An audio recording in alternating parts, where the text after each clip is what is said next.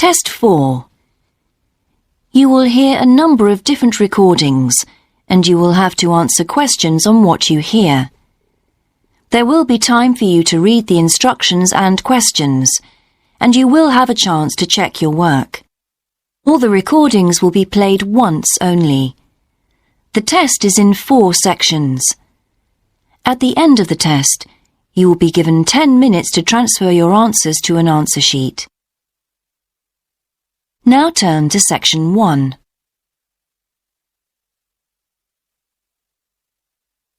Section 1. You will hear a man telephoning to ask about a job in a hotel. First, you have some time to look at questions 1 to 4. You will have to answer questions on what you hear. There will be time for you to read the instructions and questions, and you will have a chance to check your work. All the recordings will be played once only. The test is in 4 sections. At the end of the test, you will be given 10 minutes to transfer your answers to an answer sheet. Now turn to Section 1. Section 1. You will hear a telephone conversation between a teacher from the art centre and a female student's father about her art courses. First, you have some time to look at questions 1 to 3.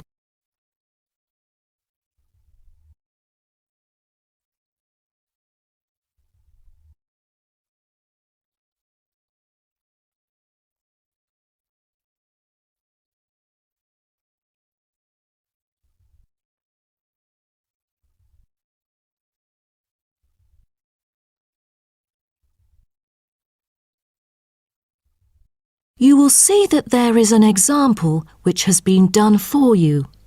On this occasion only, the conversation relating to this will be played first.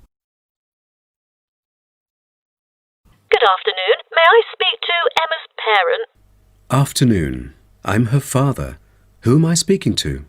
This is Emma's teacher, Jane Carson, calling from the Arts Centre. I'm just calling to talk about her drama class at the centre. Oh, thank you for calling. How's Emma doing in drama class? You know, she just transferred here last month, unlike the others in her class who have been taking the course the whole semester since June. So I'm a bit worried that she might not fit in so well. The father says his daughter Emma has been taking the course since last month, so C has been circled as the answer. Now we shall begin. You should answer the questions as you listen, because you will not hear the recording a second time. Listen carefully and answer questions 1 to 3. Good afternoon. May I speak to Emma's parent? Afternoon. I'm her father. Who am I speaking to? This is Emma's teacher, Jane Carson, calling from the Arts Centre. I'm just calling to talk about her drama class at the centre. Oh, thank you for calling. How's Emma doing in drama class? You know, she just transferred here last month, unlike the others in her class who have been taking the course the whole semester since June.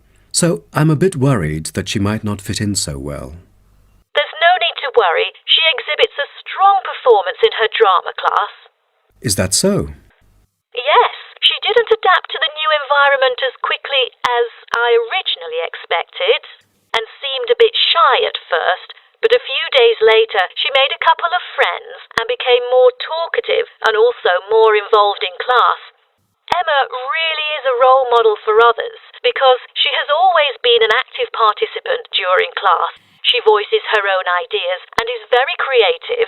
I didn't expect that, but I can tell that she really enjoys the course because she's been talking about it at home frequently these past few weeks. That's great to hear. Interest is always the best teacher. I also have to inform you that there's been an adjustment in the timetable of the drama class next term. Why is that? It's not that the music room that we currently use isn't available. As there are too many enrolling for the coming semester, increased class size means that space is limited to house the whole class. Also, the new classroom we use is not available during the current time frame, so I'm afraid we have to change the time for it. I see. So when would it be? As you know, the current class begins at 3:15, but the new time of the drama class would be 4:45. I'm afraid I have errands to run during that time.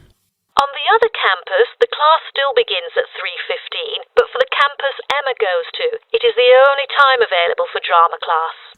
Oh, I see. I have to make adjustments to my course schedule then. No problem.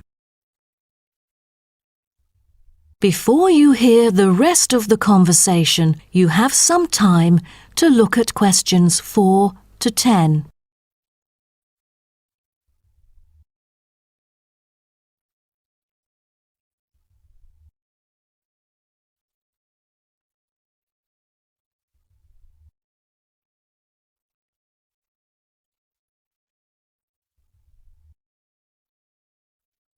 Now listen and answer questions 4 to 10. Miss Carson, I'm thinking about signing Emma up for another art course. I'm thinking about dance class. Dance class is a popular course here, a great choice for a child to shape up and have fun. But unfortunately, it is oversubscribed at the moment. I have to put you on the waiting list. That's too bad. What else can I choose from then? Could you give me some advice? Sure. Emma could take singing class as well. This would improve her musicality. Sounds good. When is that? It is held every Friday evening. That's too bad. Emma already has a swimming class earlier that evening. It will be too late for her to come home if she takes this course. There is also a vocal course available. Emma's got a great voice. I'm sure she'll stand out in the class. Tell me about it. The vocal course starts at 4:30 p.m. every Tuesday. It isn't fully booked yet. Great teacher, experienced and beloved by students. The price is a bit higher though. How much is it? It's $110. Oh, that's too much. Way over our budget. We have to cover the extra cost if we choose it. Or maybe Emma could take music class. What is it about? Learning about songs and musicals. Well, the students have the opportunity to play different instruments like the piano, drum and so on. They can also learn to write music under professional guidance. That's exactly what Emma is eager to learn. How much would it cost? It was $63 last term, but this term it is $85, $22 more than the original price. We can afford that. When does the course begin? The course starts on September the 7th. Can we start 1 week later, on September the 14th? My daughter will be on a trip to France with her mum on the 7th. No problem, and the teacher for the class is Jamal Curtis. Just contact him if you have any further questions regarding the course. Jamal Curtis? How do you spell Curtis? Oh, it's Curtis. Thank you. That is the end of section 1. You now have half a minute to check your answers.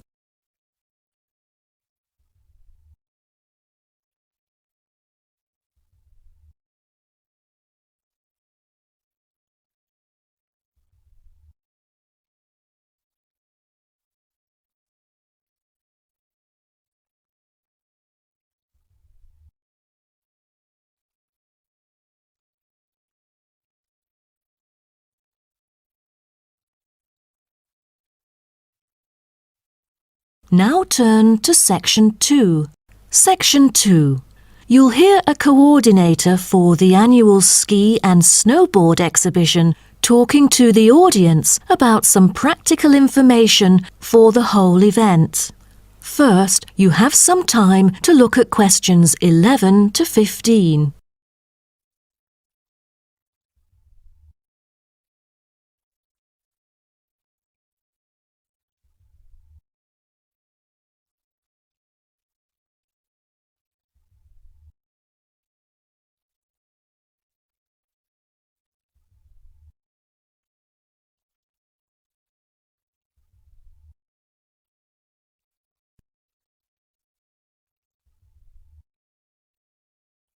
Now listen carefully and answer questions 11 to 15. Good morning, everyone, and welcome to the annual Ski and Snowboard exhibition held from April the 8th to 17th. I am Mary Granger, coordinator of the event this year. The 10-day event features many highlights. As a snow sports lover, I know you are looking forward to a great time here. Now, I'd like to offer you some practical information about the whole event and what to expect from it. This might be the first time coming here for some of you, so for those who are still wondering about the right accommodation, I recommend Sky Hotel. It has its own health and sports clubs, just like most of the hotels here, but I love it because of its incredibly cosy beds, which guarantees good rest after an exhausting day of exploration.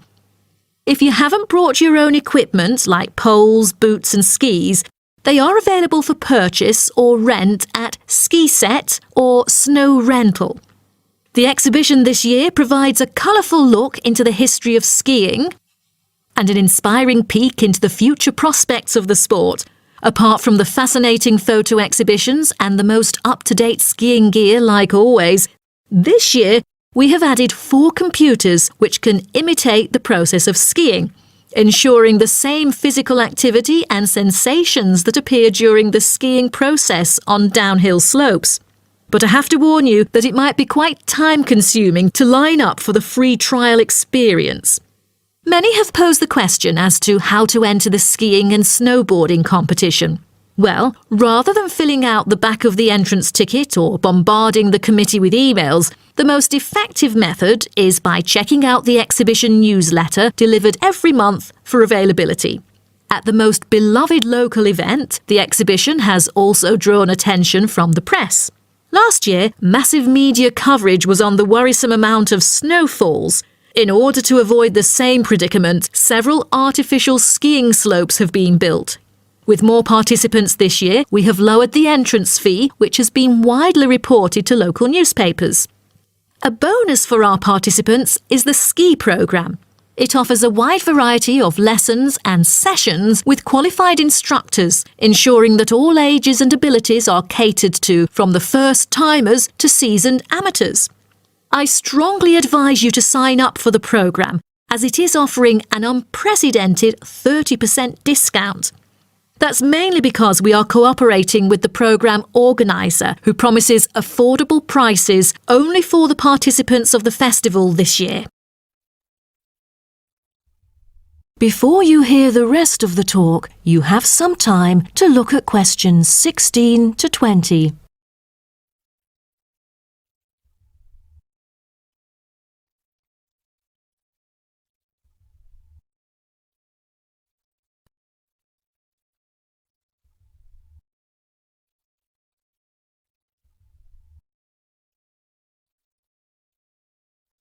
Now listen and answer questions 16 to 20. Now, I would like to introduce you to the list of presentations during the following week so that you can better plan your schedule. The first presenter, Simon, is one of our best ski instructors. As an experienced instructor, he will inform you about the dangers that face skiers and snowboarders. Accidents happen mostly to those who are careless or ignorant. Good risk management involves considering both the probability and consequences of an accident. The next speech, titled Solution, is given by Jamie Kurt.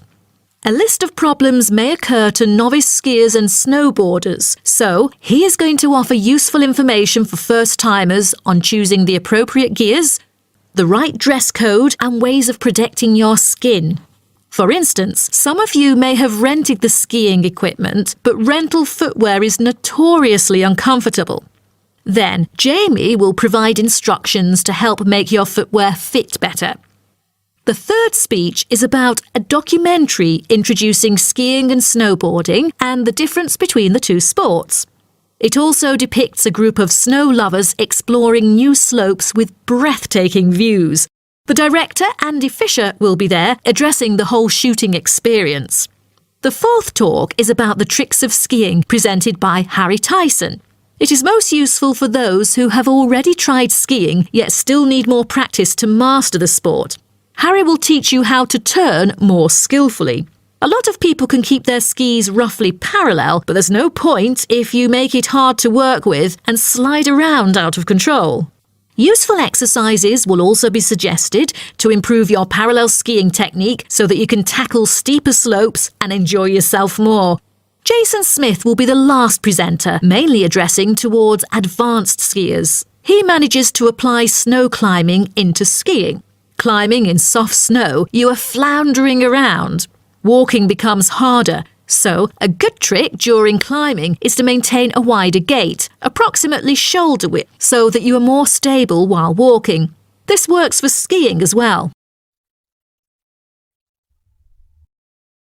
That is the end of section 2.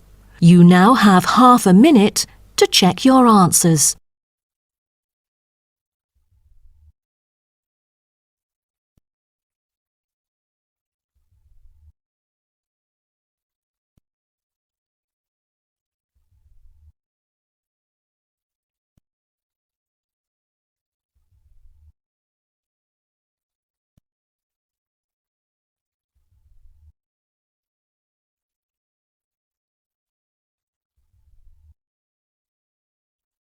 Now turn to section 3. Section 3. You will hear a student called Jerry discussing a pedagogy course with his tutor. First, you have some time to look at questions 21 to 23.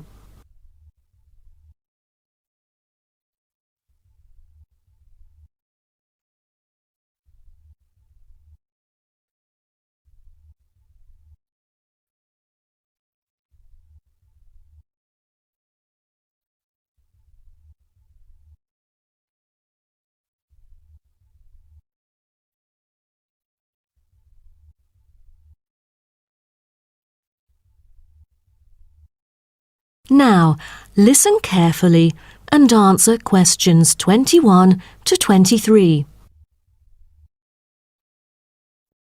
Jerry, how did it go with preparing your lessons? Is there anything you would like to discuss? Well, this is actually the first time that I have ever taught in an elementary classroom. After 8 years of learning pedagogy, I want to practice what I've learned in an instructive manner. But I'm a bit stuck right now. The topic I want them to research is a bit hard for pupils. I'm afraid that they won't be able to handle it on their own. So I need new ideas on designing more effective teaching methods. Mr. Carter, do you have any suggestions? Well, you should probably read this book called Professional Learning, written by J.K. Simmons. He is a professor who just transferred here last semester, but is already popular amongst the students for his creative teaching methods. There is an extensive range of learning approaches mentioned in the book, including approaches for team research, which might be helpful to you. You mean dividing the students into groups to do research? I've never thought of this before. How does it work? Professor Simmons has already demonstrated how efficient this approach can be. Basically, it aims to increase cooperation between students so they can present the results in a collaborative fashion. It helps them to develop their own voice and perspective. I'll check out the book as soon as possible. It seems I can borrow some of the essential concepts and work them into my course design. Before you hear the rest of the talk, you have some time to look at questions 24 to 30.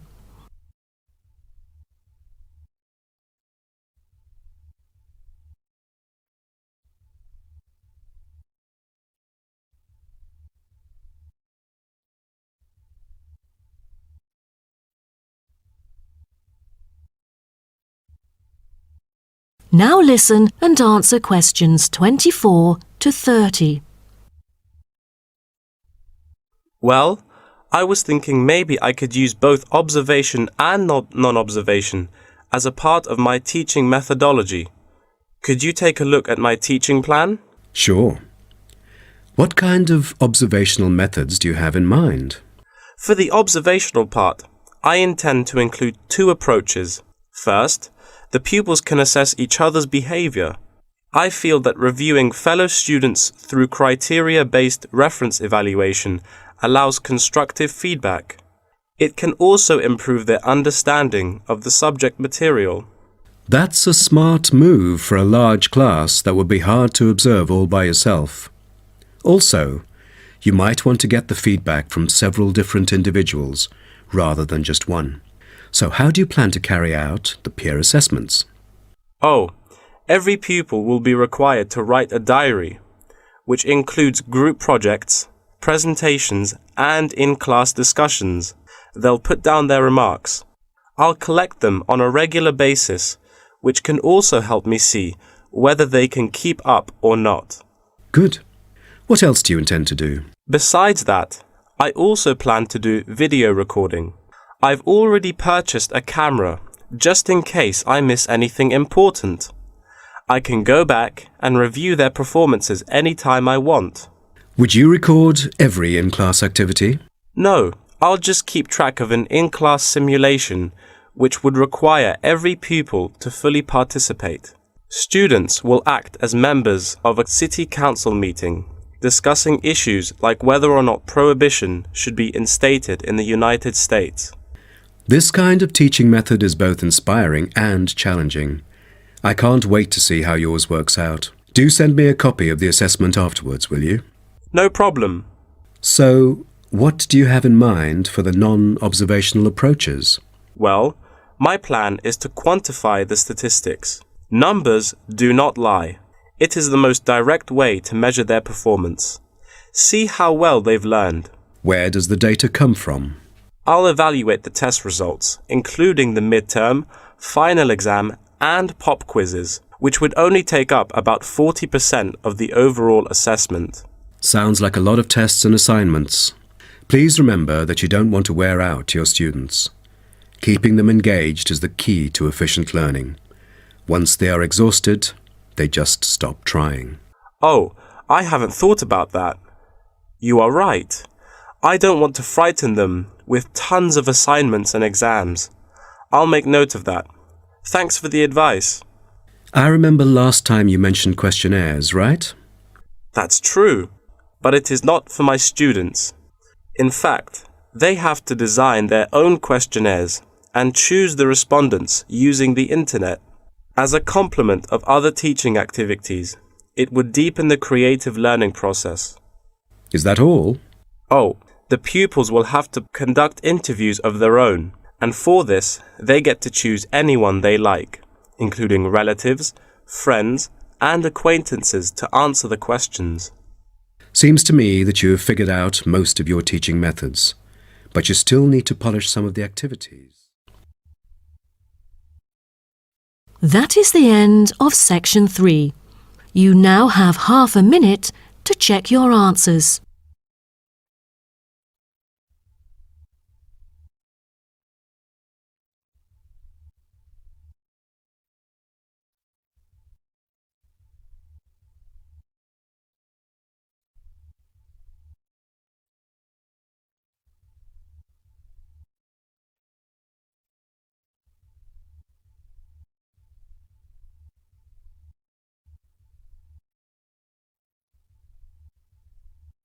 Now turn to section 4. Section 4. You will hear part of a lecture about urban migration. First, you have some time to look at questions 31 to 40.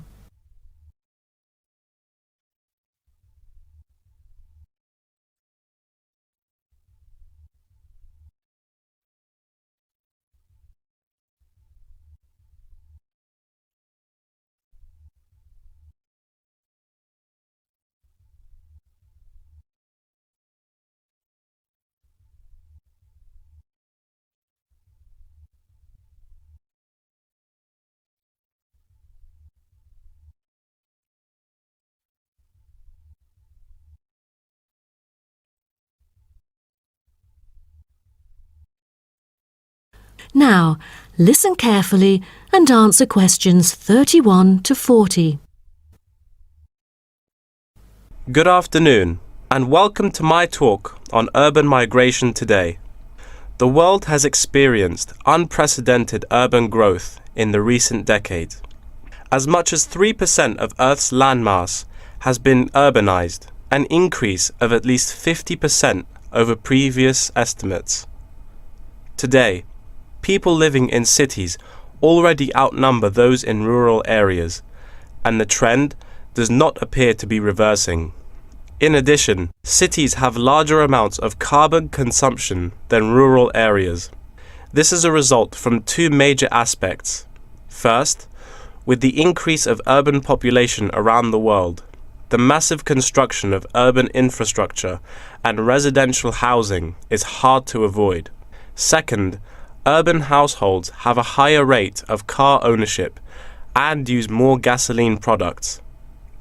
Even though rural exodus is often negatively judged, there are also benefits of migration shared by the local environment and the society as a whole. Well, firstly, global trends of increasing urban migration and population urbanization can provide opportunities for nature conservations, particularly in regions where deforestation is driven by agriculture. As rural dwellers leave their homes, local forests are left to recover. What's more, it is easier for city dwellers to get around. Living in the country means transport can be very difficult. For instance, after midnight, there are no buses or taxis in the countryside. However, there is still a number of public transport modes to choose from in the city. Finally, with more funds and advanced technology, cities endeavor to produce clean energy. New power plants have been built to take harmful methane gas created by the decomposition of rubbish and convert it into electricity. By doing so, an important greenhouse gas is turned into useful energy rather than being directly emitted into the atmosphere. The hustle and bustle of city life offers women the opportunity to explore different professions and pursue their own careers. Women in cities work as engineers, managers, and even football players. This change of roles has affected their marital status and family life. More women are choosing their careers over marriage, which raises the graph of late marriages. As a result, more are remaining single well into their late 30s. They want to be independent and earn money on their own. It is also easier for them to get a promotion while working in the city. Women are slowly achieving wider participation at work, while in rural areas, the mindset is still very conservative.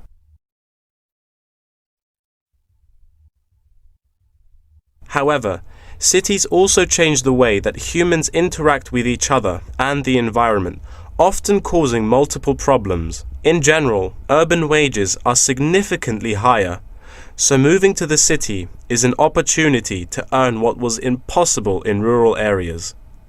However, the wage difference is often offset by the higher cost of living and absence of self-produced goods, including subsistence farming. A sizable proportion of new corners attach greater importance to money and gradually abandon their former way of life, thus risking losing their culture.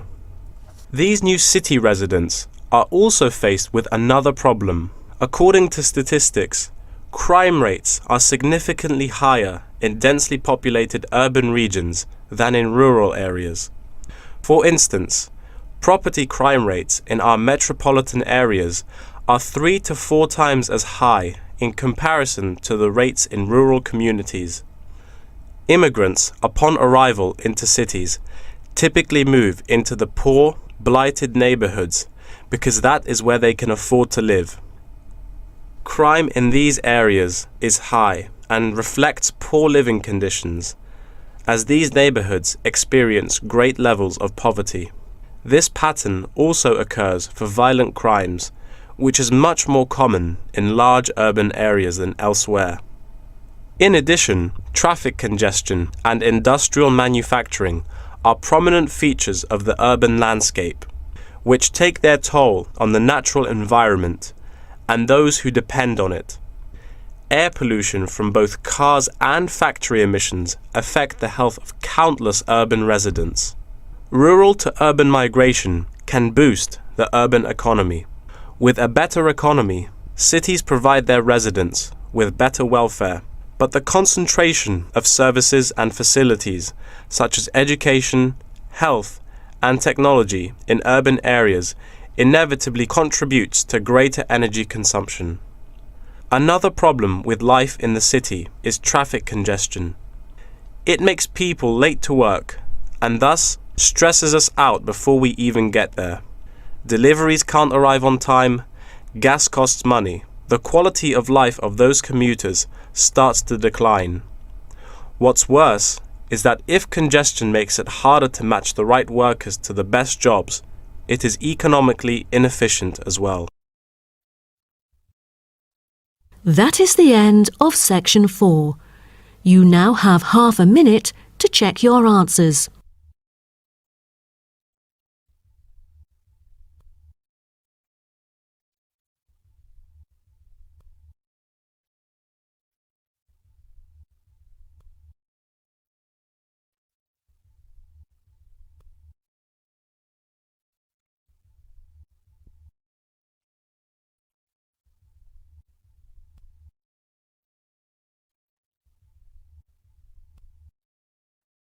That is the end of the listening test. In the Ielts test, you will now have 10 minutes to transfer your answers to an answer sheet. Check your answers here. If you want to download free PDF files for questions and scripts or explanations, please visit my Google Drive as you can see in the description of this video. Don't forget to like us and subscribe. Thank you.